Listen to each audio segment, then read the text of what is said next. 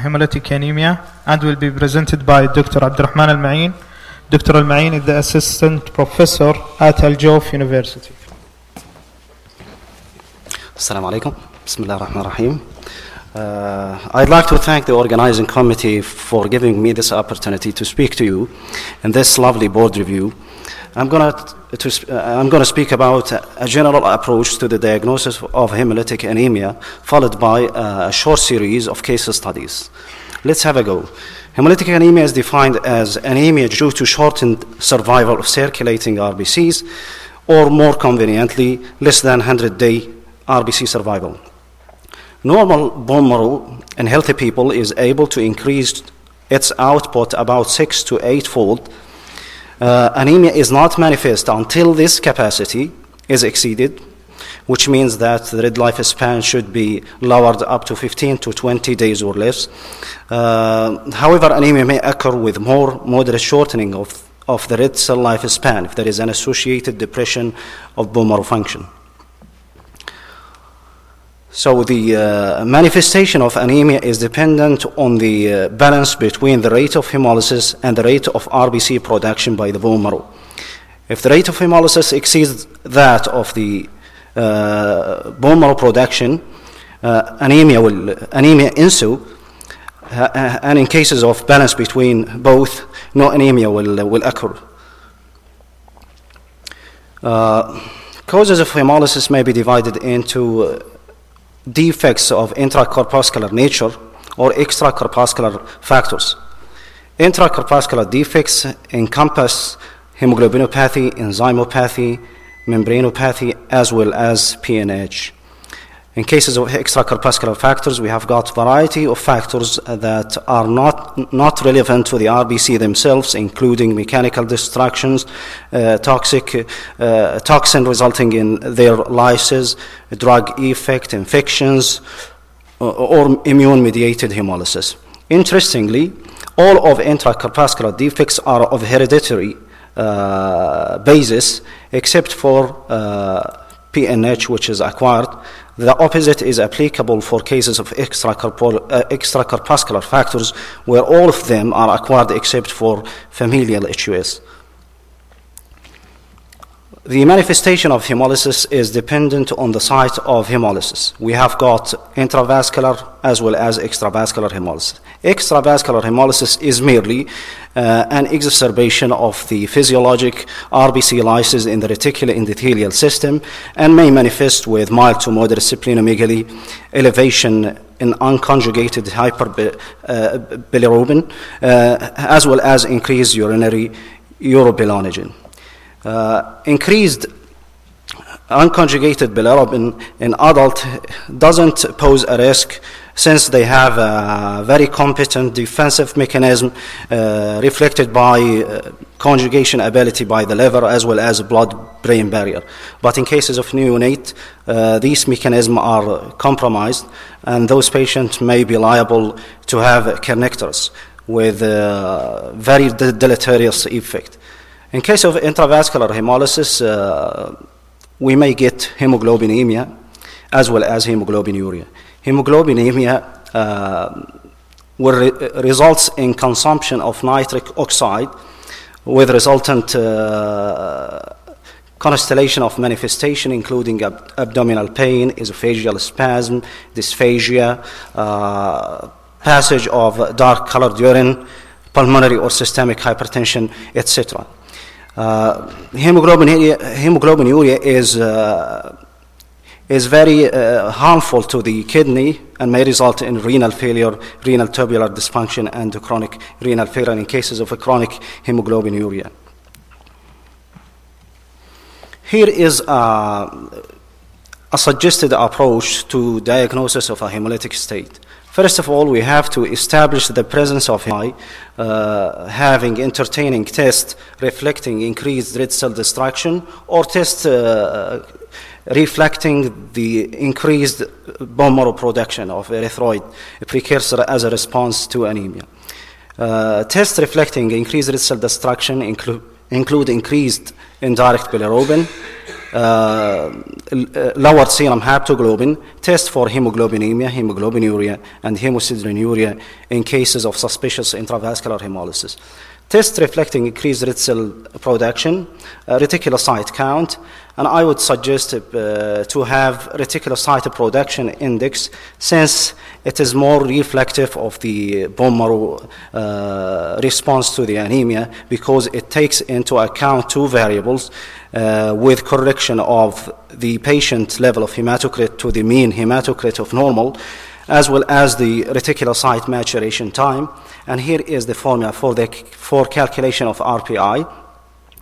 If we get a result of less than 2 in an anemic patient, this indicates that this patient has got inadequate response to his or her anemia. Cases above 2 indicates adequate bone marrow function. Once hemolysis has been established, we have to establish the cause of hemolysis. This scheme has been suggested by Locks and Glader and seems to be pragmatic and practical. We have to do initially that testing. Patient who get a positive that result should be classified as immune hemolytic anemia. Those negative, we have to examine the peripheral blood smear very meticulously to get some sign suggesting of further lab evaluation according to the finding of the peripheral blood smear. The peripheral blood smear is of a very important value in approaching and assessing patient with suspicious hemolysis. We have got variety of RBC morphology that should be taken into account. Spherocytosis, for example, may be seen in hereditary spherocytosis, which is a congenital membranopathy. Cases of acute oxidant injury, as in cases of G6PD deficient patient, Clostridium wiltshire septicemia, severe burns, venomes, and severe hypophosphatemia. Elliptocytosis can be seen in hereditary elliptocytosis, thalassemias, iron deficiency, as well as megaloblastic anemia in form of macroovalocytes. These are poikilocytes may be noted in microangiopathic hemolytic anemia, hereditary elliptocytosis in neonates, as well as hereditary pyropoikilocytosis. Stomatocytes, as you can see, slit-like central pallor, may be noted in cases of hereditary stomatocytosis or stomatocytic elliptocytosis between two parentheses, Southeast Asian ovalocytosis because of deletion of 9 amino acid at the band 3. Irreversibly sickled cells are seen in sickle cell anemia or other double heterozygous such as beta thalassemia along with sickle cell defective gene. Intraerythrocytic parasites may indicate to the diagnosis directly, such as in cases of malaria, babesiosis, bortinosis. Prominent basophilic stippling may be seen in thalassemia, unstable hemoglobin, lead poisoning, or pyrimidine 5' nucleotidase deficiency, which is very important for nucleotide metabolism. Speculated or crenated red blood cells can be seen in uremia, in liver dysfunction, as well as infantile pycnocytosis, which is a self-limiting disease, resolving at the age of 6 months. Target cells may be seen in a variety of hemoglobinopathy, including hemoglobin C, hemoglobin S, hemoglobin E, liver function as well. And sometimes we may not be able to find or detect any abnormality pinpointing or suggesting a specific pathology, such as other enzymatic defect in Embden-Meyerhoff pathway or hexose monophosphate shunt defects, ADA, hyperactivity with low ATP, PNH, etc. Let's have some case studies. Let's start with the case number 1. This is a 16-year-old Indian boy who presented with fever, jaundice, and passage of cola-colored urine for about 1 week. On physical examination, he was well built with severe pallor and icterus, and no organomegaly were evident. A drug history revealed intake of an unbranded white powder, non-licensed. Medical and family history was non-contributory. And here is the principal lab findings. White blood cell count reveal some sort of leukocytosis, very severe anemia, 3.5 gram per deciliter. Reticulocyte count is markedly elevated, where the corrected retic count is 12.6%. Some sort of left shift is evident as well with peripheral nucleated RBCs. The peripheral blood smear was ordered, and it revealed the presence of many blister cells. What's meant by a blister cell? Sorry? Yeah, those are blister cells with concentration of hemoglobin towards one side of the RBC. So half is full of hemoglobin and the other is empty, in a simple language. And this is nucleated RBCs. And this is the biochemical assays which was done, revealing increased in blood urea nitrogen, creatinine, bilirubin, as well as marked elevation in LDH. So let's sum up the most striking clinical and lab findings. Clinical findings included fever, abdominal pain, passage of cola-colored urine, pallor, and icterus.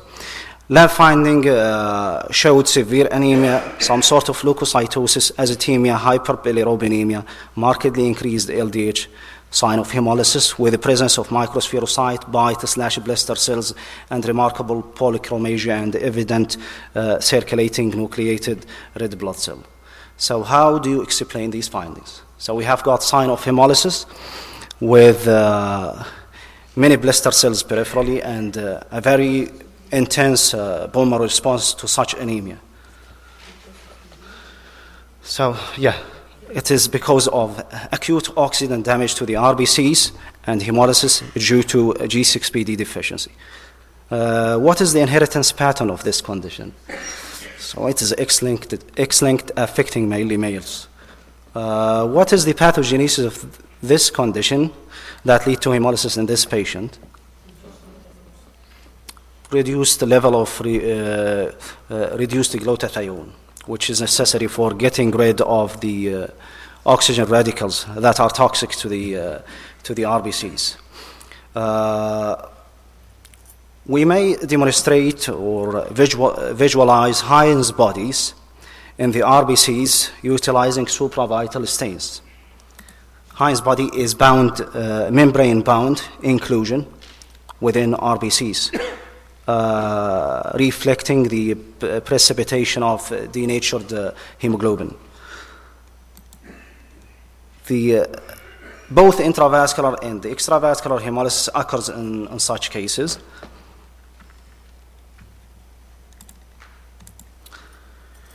What are the laboratory investigations which can be carried out to diagnose this patient condition? We have got indirect methods and direct methods to quantitate G6PD. Indirect method, those reflecting hemolysis, and direct method for quantitation or screening for the G6PD level. Let's move to the next scenario. This is a 44-year-old African male who presented with fever, headache, and abdominal pain. The history of present illness revealed worsening fever for the last 5 days, headaches for a couple of days. On the night before admission, headaches went away, but he experienced nausea, night sweats, and a cramping abdominal pain with non-bloody diarrhea. Past medical history showed frequent malarial infection on 5 separate occasions during his childhood. He is a native of the Congo and recently traveled there with use of chloroquine as a prophylaxis, and he is being on acetaminophen only. Physical examination revealed that this patient was tired, weak, but not in acute distress. Vital signs were normal, no scleral icterus or jaundice. Cardiovascular system and the lungs are remarkable. Abdomen slightly tender, but no organomegaly was evident. The extremities and the neurological exams are remarkable. Result of additional diagnostic procedure, including chest X-rays and 12-lead electrocardiogram, showed no abnormalities. These are the result of hematological analysis, namely CBC. It revealed mild anemia, mild to moderate reduction in platelet counts. The chemistry revealed slight elevation in bilirubin, mainly indirect bilirubin, some sort of elevation in LDH, which may indicate some sort of hemolysis for a reason or another. Ferritin level was high, which may indicate infection or chronic illness whatsoever. Anyhow, the peripheral blood film was requested, and thick and thin film were done. And this is the thin film. What can you see in such film?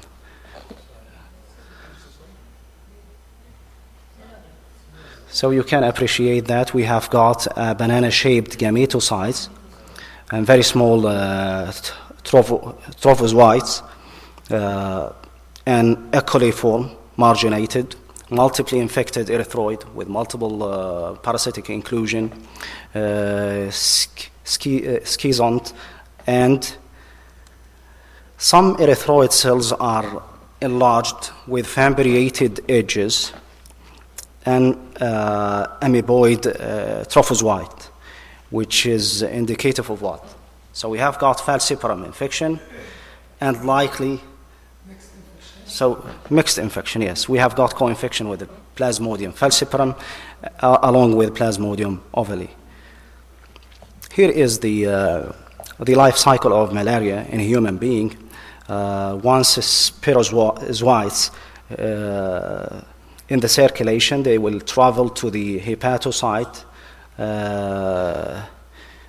They will develop into schizont. Then they were ruptured, releasing merozoite in the blood circulation, and through specific glycoprotein on the RBC surface, they will infect RBC. Another cycle of schizogeny starts. The cycle will occur again with reinfection. The schizonts of falciparum have peculiar feature of adhesiveness to the endothelium. That's why we don't see schizont in falciparum infection in the peripheral blood. Some will progress into gametocytes. Gametocyte will be taken by the anaphylis, and the sexual cycle start there in the gut of the insect. Here are some morphological consideration helping in discrimination between 4 species of malaria infection. As you can appreciate, infected RBC characteristics are very important. They tend to be enlarged in cases of infection by Plasmodium vivax as well as ovalis. They take up an oval shape with fimbriated edges in Plasmodium ovale. Multiple infection may indicate mainly falciparum. Decolorization indicate either vivax or ovale. Schaffner's granules are available in both vivax and ovale. Moro rods, which are coma-shaped, and the clefts available in infected red blood cell in falciparum may be seen. Let's move to the parasitic characteristic. The degree of parasitemia usually very high in falciparum and low in others. The ring characteristic is very important, differentiating between those species. They tend to be very small in cases of falciparum with multiple infection and erythrocytes. And we can the banana shaped of gametocyte is very characteristic and specific to falciparum. In cases of malaria, we may encounter band shaped trophozoite which is characteristic as well for malaria. Schizont, the characteristic of schizont may help in differentiation between those parasites, the number of merozoite, the distribution and organization of such merozoite. And here is a photo of different species of malaria infecting RBCs. As you can appreciate, we have got multiply infected erythrocytes by small-sized trophozoite, between two parentheses falciparum. Trophozoites and schizons are not usually seen in the peripheral blood because the aforementioned reason. Banana-shaped gametocyte is characteristics of falciparum. In cases of vivax and ovale, we are likely to have somewhat enlarged erythrocytes since they prefer to infect retics with discolored erythrocytes. Concerning malaria, the band-shaped is very characteristic, which is a late trophozoite phase of the development of that species. Let's move to the case 3. A 54-year-old male who presented with high fever, diarrhea, and skin rash. His blood group AB, Rhesus D status is positive. He received a liver transplant from a group B donor. So we have got some sort of minor discrepancy between the recipient and donor. He received 24 units of blood during and after the surgery. 7 were type A and 18 were type B. So this patient had been transfused heavily with group B packed RBCs. After 2 weeks of the procedure, he was discharged. 31 days post-transplant, he has presented with the current symptoms. I mean high fever, diarrhea, and skin rash. Past medical history revealed a history of diabetes mellitus, gastric bypass 25 years ago, along with non-alcoholic steatostatic hepatitis, which was diagnosed 1 year ago, entailing the transplantation procedure. Here is the CBC. As you can appreciate, we have got pancytopenia, 0.4 white blood cell count, 5.8 hemoglobin level, and 95,000 per microliter of platelet count. Haptoglobin is markedly reduced, almost nil. Urine blood dipstick was positive. The forward typing of the blood sample of this patient revealed mixed field, and this may be attributable to the heavy transfusion with B-type packed RBCs during the procedure. So the forward grouping is AB, consistent with his baseline group. But we have got some sort of discrepancy, mixed field in the, again, upon using anti-A reagent because of heavy previous transfusion by group B packed RBCs. In reverse typing, we have got a picture suggestive of O group rather than AB, with a positive reaction at the level of A1 cell and B1 cell. Antibody screening showed anti-E. They have done genotyping of the rhesus group of the patient, and they were able by molecular study to detect that this patient is having big E antigen positive. So this is an aberrant. Is it autoantibody or produced by the lymphocyte of the donor? This is another question. That was negative. Again, this is the blood grouping pre-transplant, which is consistent with AB without any sort of discrepancy, with negative screening of antibody. Post-transplant, we have got mixed field. After treating the RBCs with anti-A anti-serum, and we have got some sort of discrepancy in the reverse grouping. Actually, I have repeated the reverse grouping using big E negative B cells and turned out to be negative, no reaction. So this reaction because of anti-E antibody detected in the patient serum. The A1 cells seem to be produced by possibly by the donor lymphocyte, resulting in what we have got intravascular hemolysis right now. So the manifestation is likely because of anti-E rather than anti-E, and we have got intravascular hemolysis. So what is the most likely cause of the intravascular hemolysis? In such case, we have got intravascular hemolysis with detected anti-E in the patient serum. Yeah, this patient has got GVHD, but I'm questioning the hemolysis. What is the cause of intravascular hemolysis? Yeah, so the B lymphocyte from the donor are secreting constitutionally anti-E, attacking the recipient own RBCs, which is called passenger lymphocyte syndrome. So this is a very short fact sheet about passenger lymphocyte syndrome, a condition that may follow a transplant wherein donor lymphocytes associated with the graft produce antibodies to the recipients. It is a form of GVH associated with ABO incompatibility, usually not immediate, occurring 1 to 3 weeks post-transplant, self-limiting condition, resolving usually after 3 months, and the patient should be meanwhile transfused with ORBCs to avoid such sort of hemolysis.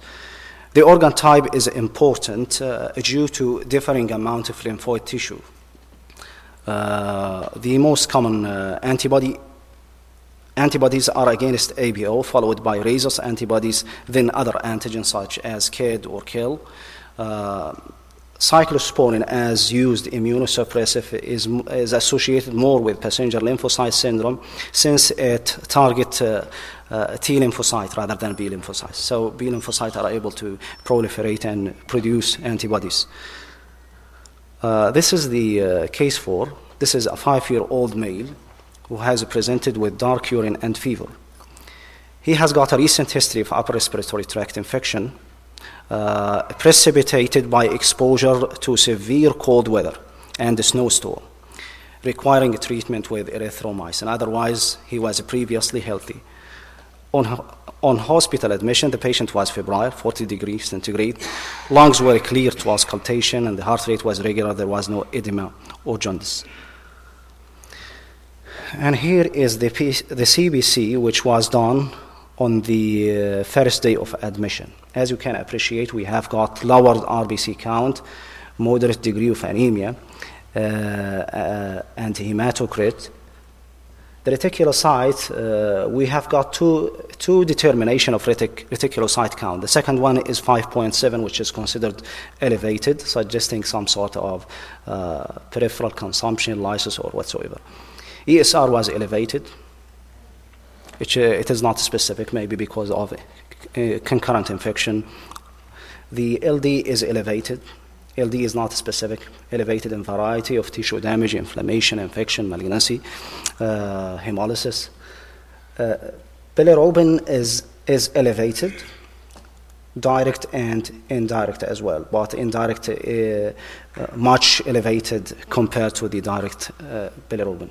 Haptoglobin is less than 9, and here is the normal reference range, markedly reduced haptoglobin. So we have got a sign of hemolysis. The urine analysis revealed that we got hemoglobinuria with a few erythrocytes in the sample, which is consistent with hemoglobinuria. The immunology revealed positive serology for EBV, and that testing was positive upon using anti-complement 3, weak positivity +2 actually. And the 3-cell antibody screening at cold temperature at 4 degrees centigrade was strongly positive. So we have got intravascular hemolysis with cold reacting antibody post upper respiratory tract infection.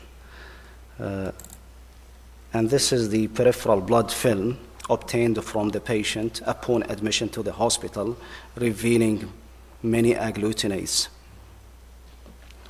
So pediatric age, prior history of upper respiratory tract infection, sign of intravascular hemolysis, precipitated by exposure to cold. So this is a case, paroxysmal cold hemoglobin E. What is the diagnostic test done in the blood bank? Serological Donat-Landsteiner test. We have to incubate the serum sample 30 minutes at 40 degrees centigrade with P1 positive RBCs, followed by incubation for a period of 60 minutes at 37 degrees centigrade.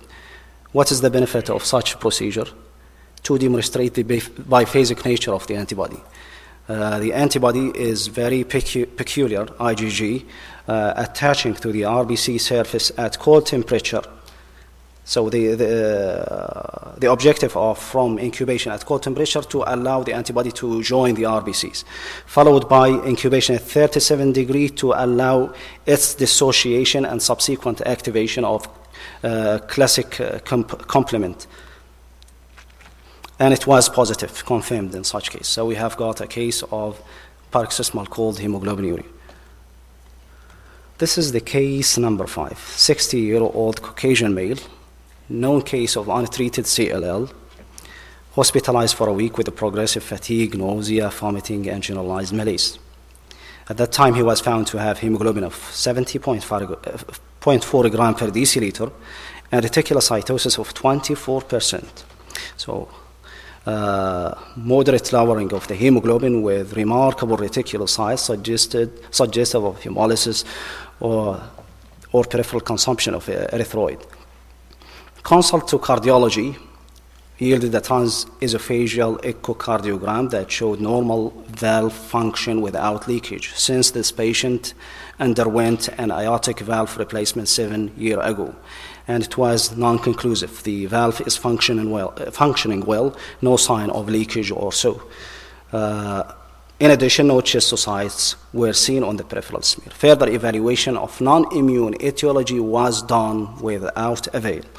Finally, autoimmune hemolytic anemia was ruled out by repeated negative Combs test. Combs test was repeatedly negative.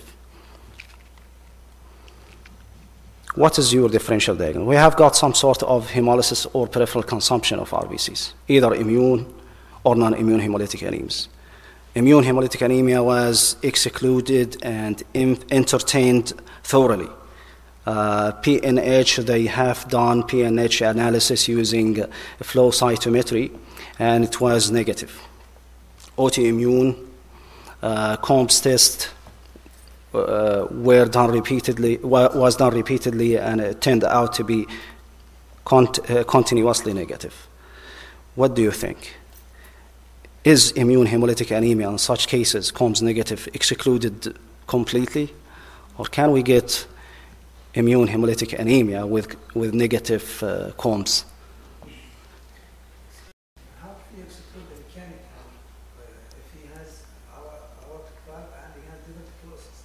So we have two causes of mechanical hemolytic. Actually, as I've said, this patient has been assessed using echocardiogram, okay, and a transesophageal echocardiogram showed normal functioning valve, no sign of leakage. Peripheral blood smear revealed no schistocytes. So such possibility was unlikely. So we have been left with immune hemolytic anemia with Combs negative.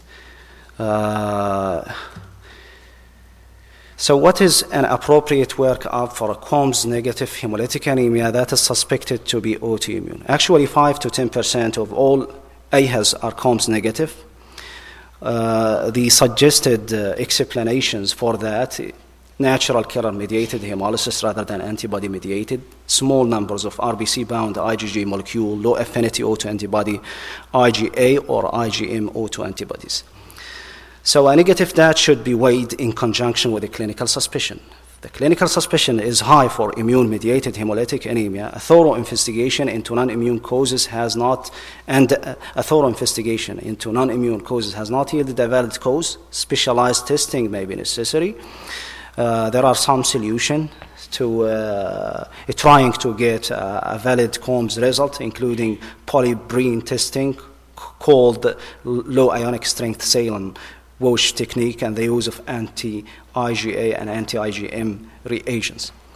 Actually, in this case, they have sent a sample for a reference blood bank, and they used a specific anti-IgA reagent and showed agglutination, which is consistent with IgA autoimmune hemolytic anemia. This is a very short case about a 14-year-old male patient who had bronchopneumonia some weeks previously. And they have got this picture by CBC, mild anemia, microcytosis, hypochromia, normal RDW, normal retic count. The morphologic evaluation of the peripheral blood film was consistent with macrocytosis and hypochromia, and the hematopathologist has suggested iron profile and to rule out anemia of chronic diseases. They have done the C-reactive protein, completely normal, which is exclusive of anemia of chronic diseases as a cause of microcytosis and hypochromia. An iron profile was completely within normal, excluding the possibility of having iron deficiency, and the patient has not been on any sort of iron supplementation. And this is the peripheral blood film, was not suggestive of anything. What do you suggest as a next step? You may consider electrophoresis, exactly. So they have done hemoglobin electrophoresis as well as HPLC as two independent techniques for detection of variant hemoglobins. And they were able to detect a peak in the zone 4 by capillary zone electrophoresis, and a peak at the site of hemoglobin A2 with the same retention time of hemoglobin A2. So this case is consistent with hemoglobin E.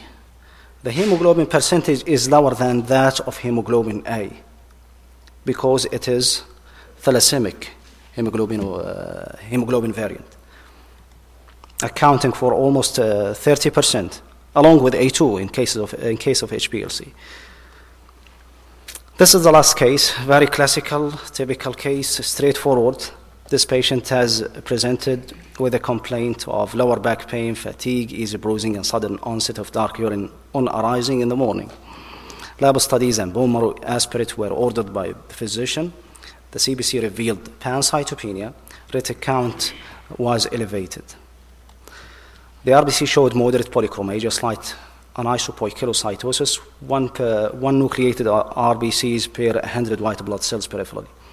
The chemistry profile was normal except for increased LDH and high indirect bilirubin. The bone marrow analysis revealed hypercellular marrow with relative erythroid hyperplasia. There were adequate numbers of myeloid and platelet precursor. Urine hemosiderin was positive and done by utilizing Pearl's stain.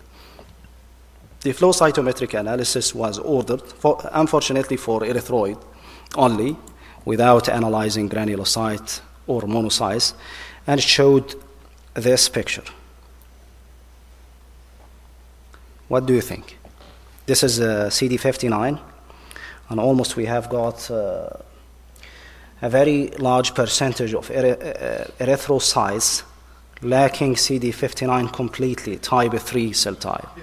So we have got a case of PNH, paroxysmal nocturnal hemoglobinuria, as a cause of intravascular hemolysis. And what do you think of lab score was ordered for this patient? What is the result? Low, high, normal? It should be low because it is dependent on GPI. Are you aware of a targeted therapy can be used in such cases? Eculizumab, yes. And what is the precaution should be undertaken before initiation of such therapy? Yeah, vaccination, mainly against encapsulated organism. And that's all. Thank you so much.